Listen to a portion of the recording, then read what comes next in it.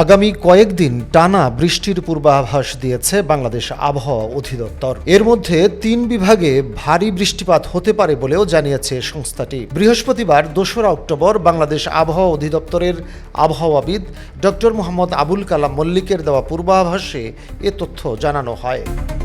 আবহাওয়া অফিস জানায় ৩ অক্টোবর শুক্রবার সন্ধ্যে ৬টা থেকে পরবর্তী ২৪ ঘন্টায় রংপুর বিভাগের অধিকাংশ জায়গায় এবং রাজশাহী, ময়মনসিংহ, ঢাকা, খুলনা, বরিশাল, চট্টগ্রাম ও সিলেট বিভাগের অনেক জায়গায় অস্থায়ীভাবে দমকা হাওয়া সহ হালকা থেকে মাঝারি ধরনের বৃষ্টি অথবা বজ্রসহ বৃষ্টি হতে পারে। সেই সঙ্গে সারা দেশের কোথাও কোথাও মাঝারি ধরনের ভারী থেকে ভারী বর্ষণ হতে পারে। এছাড়া সারা দেশে দিন এবং রাতের তাপমাত্রা প্রায় অপরিবর্তিত থাকতে পারে।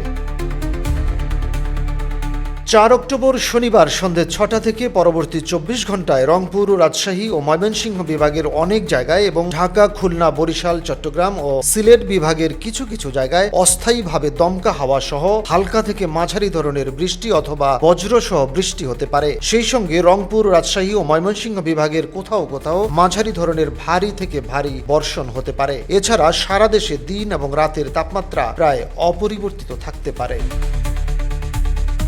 ৫ অক্টোবর রোববার সন্ধ্যে ৬টা থেকে পরবর্তী ২৪ ঘন্টায় রংপুর বিভাগের অনেক জায়গায় এবং রাজশাহী, ঢাকা, ময়মনসিংহ, খুলনা, বরিশাল, চট্টগ্রাম ও সিলেট বিভাগের কিছু কিছু জায়গায় অস্থায়ীভাবে দমকা হাওয়া সহ হালকা থেকে মাঝারি ধরনের বৃষ্টি অথবা বজ্রসহ বৃষ্টি হতে পারে। সেই সঙ্গে সারা দেশের কোথাও কোথাও মাঝারি ধরনের ভারী থেকে ভারী বর্ষণ হতে পারে। এছাড়া সারা দেশে দিনের এবং রাতের তাপমাত্রা প্রায় অপরিবর্তিত থাকতে পারে।